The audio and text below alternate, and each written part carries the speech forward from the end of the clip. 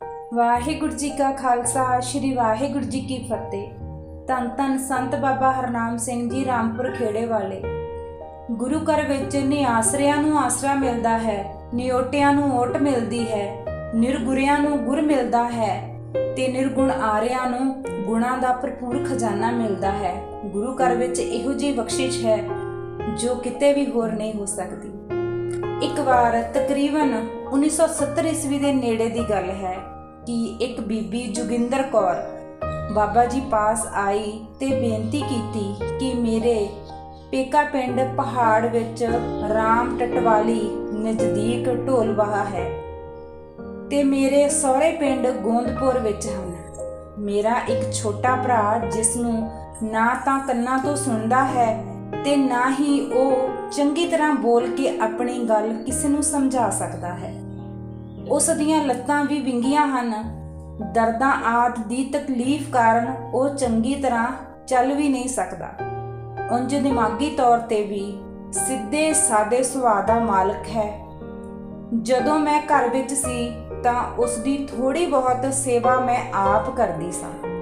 ਮੇਰੇ ਮਾਤਾ ਜੀ ਵੀ ਬਹੁਤੇ ਹੀ ਸਿੱਧੇ ਹਨ, ਮਸਾਂ ਆਪਣੀ ਕਿਰਿਆ ਹੀ ਸਾਂਭ ਸਕਦੇ ਹਨ। ਇੱਕ ਮੇਰੇ ਤੋਂ ਛੋਟਾ ਭਾਈ ਸ਼ੰਕਰ ਸਿੰਘ ਲੁਧਿਆਣੇ ਕਾਰੋਬਾਰ ਕਰਦਾ ਹੈ, ਜਿਸ ਕਾਰਨ ਉਹ ਵੀ ਜਲਦੀ ਨਹੀਂ ਆ ਸਕਦਾ ਤੇ ਸ਼ਹਿਰ ਵਿੱਚ ਇਹੋ ਜਿਹੇ ਸਿੱਧੇ ਸਧਾਰਨ ਬੰਦੇ ਦਾ ਰਹਿਣਾ ਵੀ ਕਠਨ ਹੈ। ਦੂਸਰੇ ਬਾਬਾ ਜੀ ਸਭ ਸੰਸਾਰ ਭਾਵੇਂ ਕੋਈ ਭਰਾ ਹੈ ਜਾਂ ਭੈਣ ਜਾਂ ਕੋਈ ਹੋਰ ਰਿਸ਼ਤੇਦਾਰ, ਸਭ ਚਲਦਿਆਂ ਦੇ ਹੀ ਚਾਲੂ ਹਨ। ਮੈਂ ਕਈ ਦਿਨਾਂ ਦੀ ਸੋਚ ਉਪਰੰਤ ਅੱਜ ਆਪ ਜੀ ਦੇ ਚਰਨਾਂ ਵਿੱਚ ਪੁੱਜੀ ਹਾਂ ਕਿ ਜੇ ਆਪ ਜੀ ਆਗਿਆ ਦੇਵੋ ਤਾਂ ਮੈਂ ਉਸ ਨੂੰ ਆਪ ਜੀ ਪਾਸ ਗੁਰਦੁਆਰੇ ਲੈ ਆਵਾਂ। ਇੱਥੇ ਆਉਣ ਨਾਲ ਉਹ ਢਿੱਡ ਭਰ ਕੇ ਰੋਟੀ ਖਾਏਗਾ। ਦੂਸਰੇ ਮੈਂ ਵੀ ਦੂਜੇ ਚੌਥੇ ਉਸ ਦੀ ਖਬਰ ਸੁਰਤ ਲੈਂਦੀ ਰਹਾਂਗੀ। ਬਾਬਾ ਜੀ ਜੋਗਿੰਦਰ ਕੌਰ ਦੀ ਗੱਲ ਸੁਣ ਕੇ ਪੁੱਛਣ ਲੱਗੇ, ਬੀਬੀ ਉਸ ਦੀ ਕਿੰਨੀ ਕੁ ਉਮਰ ਹੈ ਤੇ ਉਸ ਦਾ ਕੀ ਨਾਂ ਹੈ? ਬੀਬੀ ਨੇ ਉੱਤਰ ਦਿੱਤਾ, ਬਾਬਾ ਜੀ ਉਸ ਦੀ ਉਮਰ ਕੋਈ 40 ਕੁ ਸਾਲ ਦੀ ਹੈ ਤੇ ਉਸ ਨੂੰ ਸਾਧੂ ਸਾਧੂ ਕਰਕੇ ਆਵਾਜ਼ ਮਾਰੀਦੀ ਹੈ। ਆਪ ਜੀ ਬੀਬੀ ਨੂੰ ਕਹਿਣ ਲੱਗੇ, ਨਾਂ ਤਾਂ ਬੜਾ ਸੋਹਣਾ ਰੱਖਿਆ ਹੈ। ਦੂਸਰੇ, ਬੀਬੀ ਗੁਰੂ ਘਰ ਦਾ ਨਿਮਾਣਿਆਂ ਦਾ ਮਾਣ, ਨਿਤਾਣਿਆਂ ਦਾ ਤਾਣ, ਨਿਆਸਰਿਆਂ ਦਾ ਆਸਰਾ। ਜੇ ਇਸ ਘਰ ਵੀ ਬੇਆਸਰੇ ਨੂੰ ਆਸਰਾ ਨਾ ਮਿਲਿਆ ਤਾਂ ਫਿਰ ਹੋਰ ਕਿਹੜਾ ਦਰ ਹੈ ਜਿੱਥੇ ਕਿਸੇ ਬੇਆਸਰੇ ਨੇ ਆਸਰਾ ਭਾਲਣਾ ਹੈ।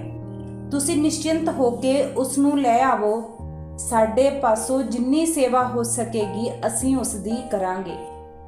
ਬਾਬਾ ਜੀ ਦੀ ਇਹ ਗੱਲ ਸੁਣ ਕੇ ਬੀਬੀ ਅਗਲੇ ਦਿਨ ਹੀ ਆਪਣੇ ਪੇਕੇ ਘਰ ਰਾਮ ਟਟਵਾਲੀ ਗਈ ਤੇ ਇੱਕ ਖੱਚਰ ਵਾਲੇ ਰੇੜੇ ਤੇ ਬਿਠਾ ਕੇ ਸਾਧੂ ਸਿੰਘ ਨੂੰ ਲੈ ਆਈ ਤੇ ਬਾਬਾ ਜੀ ਦੇ ਹਵਾਲੇ ਆ ਕੀਤਾ। ਬਾਬਾ ਜੀ ਨੇ ਸਾਧੂ ਸਿੰਘ ਨੂੰ ਸਹਾਰੇ ਨਾਲ ਤੁਰਦੇ ਆਉਂਦਿਆਂ ਨੂੰ ਦੇਖ ਕੇ ਕਿਹਾ ਕਿ ਕਿਉਂ ਭਲਿਆ ਲੋਕਾ ਆ ਗਿਆ, ਜਲ ਪਾਣੀ ਪ੍ਰਸ਼ਾਦਾ ਛਕਿਆ। ਜਦ 8 ਕੁ ਪ੍ਰਸ਼ਾਦੇ ਸਾਧੂ ਸਿੰਘ ਨੇ ਛਕ ਲਏ ਤਾਂ ਭਾਈ ਅਮਰ ਸਿੰਘ ਜੀ ਜੋ ਲੰਗਰ ਦੀ ਸੇਵਾ ਕਰਦੇ ਸਨ ਨੇ ਬਾਬਾ ਜੀ ਨੂੰ ਪੁੱਛਿਆ ਕਿ ਬਾਬਾ ਜੀ ਇਹ ਮਸਤਾਨਾ ਤਾਂ ਪ੍ਰਸ਼ਾਦੇ ਛਕੀ ਹੀ ਜਾ ਰਿਹਾ ਹੈ, ਜਿੰਨੇ ਮੈਂ ਦਿੰਨਾ ਹਾਂ ਉਨੇ ਹੀ ਅੰਦਰ ਸੁੱਟੀ ਜਾਂਦਾ ਹੈ। 8 ਪ੍ਰਸ਼ਾਦੇ ਛਕ ਲਏ ਹਨ, ਕਿਤੇ ਬਿਮਾਰ ਹੀ ਨਾ ਹੋ ਜਾਵੇ। ਬਾਬਾ ਜੀ ਕਹਿਣ ਲੱਗੇ, ਕੋਈ ਗੱਲ ਨਹੀਂ, ਜਿੰਨੇ ਮੰਗਦਾ ਹੈ ਦੇਈ ਚੱਲ। ਜੇ ਗੁਰੂ ਘਰ ਆ ਕੇ ਵੀ ਤ੍ਰਿਪਤੀ ਨਾ ਹੋਈ ਫਿਰ ਕਿੱਥੇ ਹੋਵੇਗੀ? ਇੱਕ ਵਾਰੀ ਉਸ ਦੀ ਨਿਸ਼ਚੈ ਕਰਾ ਦੇ, ਮਗਰੋਂ ਜੋ ਹੋਇਆ ਦੇਖ ਲਵਾਂਗੇ। ਖੈਰ ਭਾਈ ਸਾਧੂ ਨੇ 4 ਕੋ ਹੋਰ ਪ੍ਰਸ਼ਾਦੇ ਛਕ ਕੇ ਹੱਥ ਖੜੇ ਕਰ ਦਿੱਤੇ ਤੇ ਬਹੁਤ ਪ੍ਰਸੰਨ ਹੋਇਆ। ਭਾਈ ਸਾਧੂ ਸਿੰਘ ਜੀ ਦੀ ਭੈਣ ਥੋੜਾ ਚਿਰ ਬੈਠ ਕੇ ਆਪਣੇ ਪਿੰਡ ਚਲੇ ਗਏ। ਬਾਬਾ ਜੀ ਨੇ ਹਰ ਰੋਜ਼ ਨਿਤਨੇਮ ਵੇਲੇ ਸ੍ਰੀ ਸੁਖਮਨੀ ਸਾਹਿਬ ਜੀ ਦੇ ਪਾਠ ਕਰਨ ਸਮੇਂ ਉਚੇਚਾ ਸਿੰਘਾਂ ਨੂੰ ਭੇਜ ਕੇ ਭਾਈ ਸਾਧੂ ਨੂੰ ਕੋਲ ਬਿਠਾ ਲੈਣਾ। ਉਸ ਨੂੰ ਪਾਠ ਸੁਣੇ ਜਾਂ ਨਾ ਸੁਣੇ, ਉਨਾ ਚਿਰ ਇਸ ਨੇ ਕੋਲ ਬੈਠੇ ਰਹਿਣਾ। ਕੁਝ ਦਿਨ ਬਾਅਦ ਬਾਬਾ ਜੀ ਨੇ ਉਸ ਨੂੰ ਆਪਣੇ ਪਾਸੋਂ ਇੱਕ ਮਾਲਾ ਦੇ ਦਿੱਤੀ ਤੇ ਕੰਨ ਵਿੱਚ ਜ਼ੋਰ ਨਾਲ ਕਿਹਾ ਕਿ ਸਾਧੂ, ਜਿੰਨਾ ਚਿਰ ਪਾਠ ਸਮੇਂ ਸਾਡੇ ਕੋਲ ਬੈਠਦਾ ਹੈ ਵਾਹਿਗੁਰੂ ਵਾਹਿਗੁਰੂ ਕਰਿਆ ਕਰ। ਤੇ ਮਾਲਾ ਦਾ ਮਣਕਾ ਫੇਰਨ ਦਾ ਢੰਗ ਵੀ ਦੱਸ ਦਿੱਤਾ ਤੇ ਵਾਹਿਗੁਰੂ ਕਹਿ ਕੇ ਅਗਲਾ ਮਣਕਾ ਫੜ ਲਿਆ ਕਰ ਤੇ ਮੁੜ ਪੁੱਛਿਆ ਕਿ ਪਤਾ ਲੱਗ ਗਿਆ। ਸਾਧੂ ਨੇ ਸਿਰ ਹਿਲਾ ਕੇ ਹਾਂ ਵਿੱਚ ਉੱਤਰ ਦਿੱਤਾ। ਬਾਬਾ ਜੀ ਨੇ ਕਿਹਾ ਕਿ ਕਰਕੇ ਦੱਸ ਕਿੱਦਾਂ ਵਾਹਿਗੁਰੂ ਕਹਿਣਾ ਹੈ। ਭਾਈ ਸਾਧੂ ਨੇ ਵਾਧੂ ਵਾਧੂ ਕਹਿੰਦੇ ਹੋਏ ਸਾਰੀ ਮਾਲਾ ਫੇਰ ਲਈ। ਬਾਬਾ ਜੀ ਸਾਧੂ ਦੇ ਵਾਧੂ ਵਾਧੂ ਉਚਾਰਨ ਸੁਣ ਕੇ ਬੜੇ ਪ੍ਰਸੰਨ ਹੋਏ ਤੇ ਕਹਿਣ ਲੱਗੇ, ਬਸ ਗੱਲ ਬਣ ਗਈ। ਤੇ ਮੁੜ ਕੰਨ ਵਿੱਚ ਕਿਹਾ ਕਿ ਸਾਰਾ ਦਿਨ ਇਹ ਮਾਲਾ ਫੇਰੀ ਜਾਇਆ ਕਰ ਤੇ ਵਾਹਿਗੁਰੂ ਵਾਹਿਗੁਰੂ ਕਰੀ ਜਾਇਆ ਕਰ। 3-4 ਮਹੀਨੇ ਵਿੱਚ ਹੀ ਭਾਈ ਸਾਧੂ ਸਿੰਘ ਦੀ ਭੁੱਖ ਵੀ ਠੀਕ ਹੋ ਗਈ ਤੇ ਤੁਰਨ ਫਿਰਨ ਵੀ ਉਹ ਆਪਣੇ ਹੀ ਆਪ ਲੱਗ ਪਿਆ। ਜੋ ਬਹੁਤਾ ਉੱਚੀ ਸੁਣਦਾ ਸੀ, ਬੋਲਾਪਨ ਵੀ ਘਟਣਾ ਸ਼ੁਰੂ ਹੋ ਗਿਆ। ਪਹਿਲਾਂ ਨਾਲੋਂ ਗੱਲਾਂ ਵੀ ਸਾਫ਼ ਕਰਨ ਲੱਗ ਪਿਆ। ਭਾਈ ਸਾਧੂ ਸਿੰਘ ਜਿੱਥੇ ਪਹਿਲਾਂ ਵਾਧੂ ਵਾਧੂ ਕਹਿੰਦਾ ਸੀ, ਹੁਣ ਥੋੜੇ ਜਿਹੇ ਫਰਕ ਨਾਲ ਵਾਹਿਗੁਰੂ ਕਹਿਣ ਲੱਗ ਪਿਆ। ਤੇ ਜਦੋਂ ਚਿੱਤ ਮੰਨੇ ਰੰਬੇ ਨਾਲ ਘਾਹ ਖੋਤਣ ਲੱਗ ਜਾਵੇ, ਝਾੜੂ ਦੇਣ ਲੱਗ ਜਾਵੇ, ਗੁਰੂ ਪਾਤਸ਼ਾਹ ਨੇ ਐਸੀ ਮਿਹਰ ਕੀਤੀ ਕਿ 6 ਮਹੀਨੇ ਵਿੱਚ ਹੀ ਆਮ ਤਕੜੇ ਆਦਮੀ ਵਾਂਗ ਕਹੀ ਨਾਲ ਗੋਡੀ ਕਰਨ ਲੱਗ ਪਿਆ। ਤੇ ਜੇ ਕੋਈ ਮੰਜਾ ਟੁੱਟ ਭੱਜ ਜਾਵੇ ਤਾਂ ਉਸ ਦੀ ਵੀ ਚੂਲ ਠੋਕ ਦੇਣੀ, ਕਿਉਂਕਿ ਮਿਸਤਰੀਆਂ ਦੇ ਘਰ ਦਾ ਜੰਮ ਸੀ। ਦੇਖਾ ਦੇਖੀ ਥੋੜਾ ਕੰਮ ਕਰਨਾ ਸਿੱਖ ਚੁੱਕਾ ਸੀ। ਕੰਮ ਕਰਦੇ ਵੀ ਵਾਹਿਗੁਰੂ ਵਾਹਿਗੁਰੂ ਕਹਿੰਦਾ ਰਹੇ। ਬਾਹਰੋਂ ਕੰਨਾਂ ਰਾਹੀਂ ਕੋਈ ਮਾੜੀ ਚੰਗੀ ਗੱਲ ਨਹੀਂ ਸੁਣਨੀ।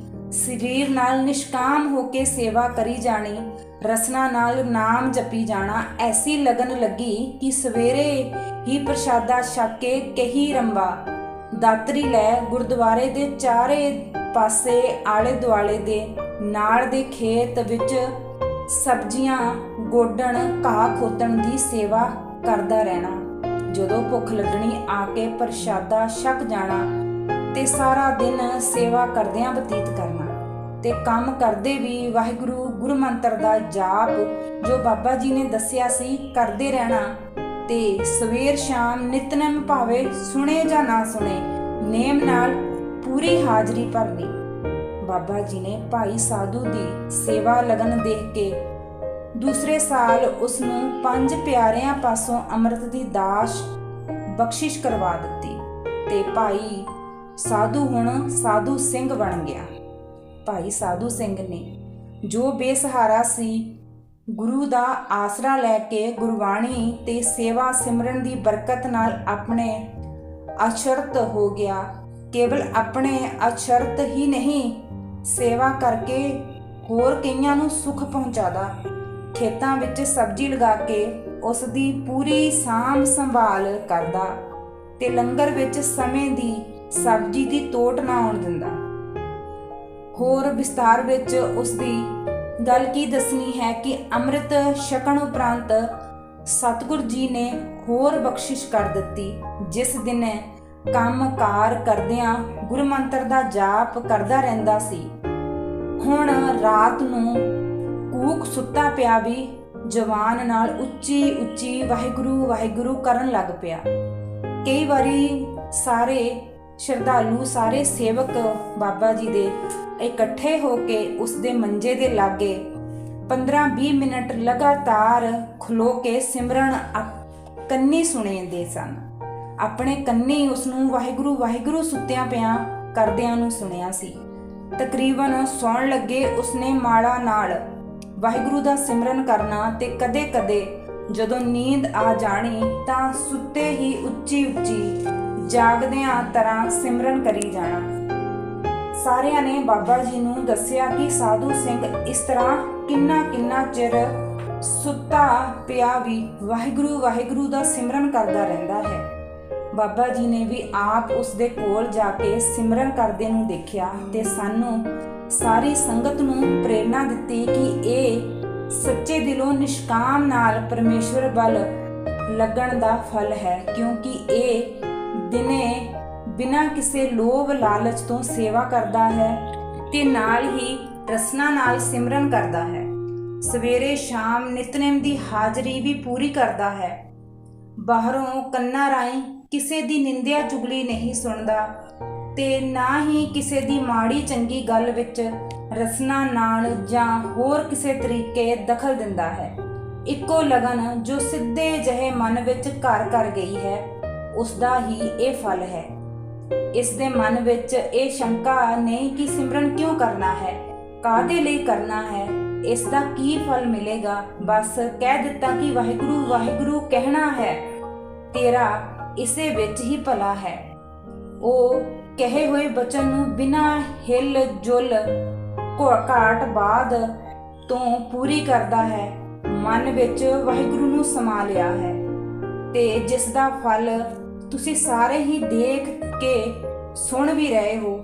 ਹੁਣ ਕੋਈ ਕਸਰ ਤਾਂ ਨਹੀਂ ਹੈ ਕਿ ਜੋ ਗੁਰੂ ਮਹਾਰਾਜ ਜੀ ਦੇ ਹੁਕਮ ਵਿੱਚ ਸਿਮਰਨ ਭਗਤੀ ਕਰੇਗਾ ਉਸ ਨੂੰ ਕਿਹੋ ਜਿਹਾ ਫਲ ਪ੍ਰਾਪਤ ਹੋਵੇਗਾ। ਕਈ ਪ੍ਰੇਮੀ ਕਿੰਤੂ ਵੀ ਕਰਦੇ ਹਨ ਕਿ ਸੁੱਤੇ ਪਏ ਨੀਂਦ ਵਿੱਚ ਕਿਵੇਂ ਸਿਮਰਨ ਹੋ ਜਾਂਦਾ ਹੈ, ਕਿਉਂਕਿ ਗੂੜੀ ਨੀਂਦ ਵਿੱਚ ਤਾਂ ਆਪਣਾ ਆਪਾ ਵੀ ਭੁੱਲ ਜਾਂਦਾ ਹੈ। ਸੋ ਤੁਸੀਂ ਵੇਖ ਲਵੋ, ਸਾਧੂ ਸਿੰਘ ਨੀਂਦ ਵਿੱਚ ਵੀ ਸਰੀਰ ਕਰਕੇ ਸੁੱਤਾ ਪਿਆ ਹੈ ਤੇ ਰਸਨਾ ਨਾਲ ਸਿਮਰਨ ਵੀ ਕਰ ਰਿਹਾ ਹੈ। ਹੁਣ ਪ੍ਰਤੱਖ ਨੂੰ ਹੋਰ ਪ੍ਰਮਾਣ ਦੇਣ ਦੀ ਲੋੜ ਨਹੀਂ ਹੈ। ਜੇ ਇਹ ਇਸੇ ਤਰ੍ਹਾਂ ਲੱਗਾ ਰਿਹਾ, ਹੋਰ ਕਿਸੇ ਪਾਸੇ ਬਿਰਤੀ ਨਾ ਗਈ, ਤਾਂ ਸਮਝੋ ਕਿ ਇਹ ਜੀਵਨ ਦੀ ਬਾਜੀ ਜਿੱਤ ਗਿਆ। ਨਾਮ ਸਿਮਰਨ ਦੀ ਬਰਕਤ ਨਾਲ ਸਾਰਾ ਸਰੀਰ ਅਰੋਗ ਹੋ ਗਿਆ।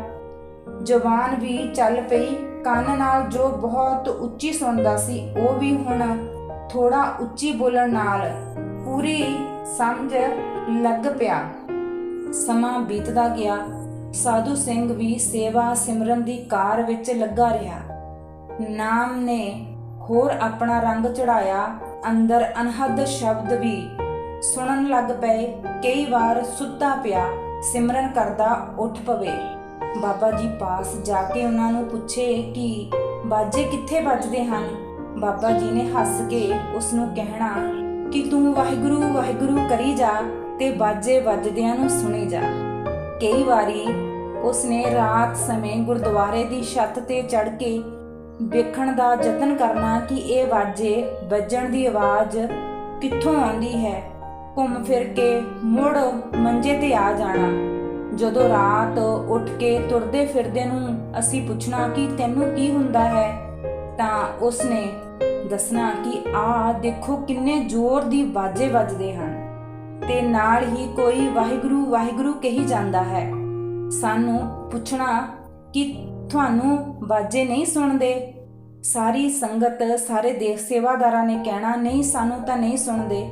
ਜਦੋਂ ਸਾਰੀ ਸੰਗਤ ਨੇ ਇੰਜ ਕਹਿਣਾ ਕਿ ਸਾਨੂੰ ਤਾਂ ਨਹੀਂ ਸੁਣਦੇ, ਉਸਨੇ ਕਹਿਣਾ ਕਿ ਆਹ ਤਾਂ ਕਿੰਨੀ ਉੱਚੀ ਬਾਜੇ ਵੱਜ ਰਹੇ ਹਨ ਤੇ ਨਾਲ ਹੀ ਇਹ ਵੀ ਮਿੱਠਾ ਰੁੱਸਾ ਕਰਨਾ ਕਿ ਇਹ ਮੈਨੂੰ ਰਾਤ ਨੂੰ ਸੌਣ ਵੀ ਨਹੀਂ ਦਿੰਦੇ। ਮੈਂ ਜੰਗਲ ਪਾਣੀ ਵੀ ਜਾਂਦਾ ਹਾਂ ਤਾਂ ਵੀ ਮੇਰੇ ਨਾਲ ਹੀ ਕੋਈ ਉੱਚੀ ਉੱਚੀ ਵਾਹਿਗੁਰੂ ਵਾਹਿਗੁਰੂ ਕਰੀ ਜਾਂਦਾ ਹੈ ਤੇ ਟਲਦਾ ਨਹੀਂ ਹੈ।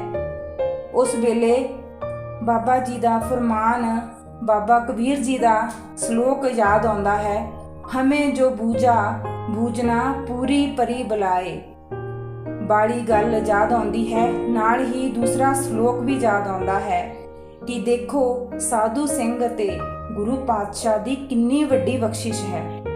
ਪਰ ਇਸ ਅਵਸਥਾ ਦੀ ਪ੍ਰਾਪਤੀ ਲਈ ਤਾਂ ਬੜੀਆਂ ਘਾਲਣੀਆਂ ਪੈਂਦੀਆਂ ਹਨ। ਪਰ ਪੂਰੀ ਕਦਰ ਨਾ ਹੋਣ ਕਾਰਨ ਸਾਧੂ ਸਿੰਘ ਨੂੰ ਇਹ ਗੁਰਮੰਤਰ ਦੀ ਧੁਨੀ ਤੇ ਅਨਹਦ ਸ਼ਬਦ ਉਹ ਸੁੱਖ ਨਹੀਂ ਦੇ ਰਹੇ। ਸਮਾਂ ਪਾ ਕੇ ਬਾਗ ਸਿੱਧੀ ਵੀ ਹੋਣ ਲੱਗ ਪਈ। ਸੁੱਤੇ ਸਿੱਧ ਕਿਸੇ ਨੇ ਸਾਧੂ ਸਿੰਘ ਨੂੰ ਕੋਈ ਲੀੜਾ ਕੱਪੜਾ ਜਾਂ ਕੋਈ ਮਨ ਭਾਉਂਦੀ ਵਸਤੂ ਖਵਾ ਦੇਣੀ। ਖੁਸ਼ੀ ਵਿੱਚ ਆ ਕੇ ਜੇ ਸਾਧੂ ਸਿੰਘ ਨੇ ਮੂੰਹ ਤੋਂ ਕੋਈ ਗੱਲ ਕਹਿ ਦੇਣੀ ਤਾਂ ਉਹ ਪੂਰੀ ਹੋ ਜਾਣੀ। ਇਸ ਤਰ੍ਹਾਂ ਦੀ ਅਵਸਥਾ ਬਣ ਗਈ। ਉਸ ਦੀ ਜ਼ਿੰਦਗੀ ਦਾ ਅਸੀਂ ਹੋਰ ਵੀ ਬਹੁਤ ਕੁਝ ਸੁਣਾਂਗੇ। ਵਾਹਿਗੁਰੂ ਜੀ ਕਾ ਖਾਲਸਾ, ਵਾਹਿਗੁਰੂ ਜੀ ਕੀ ਫਤਿਹ।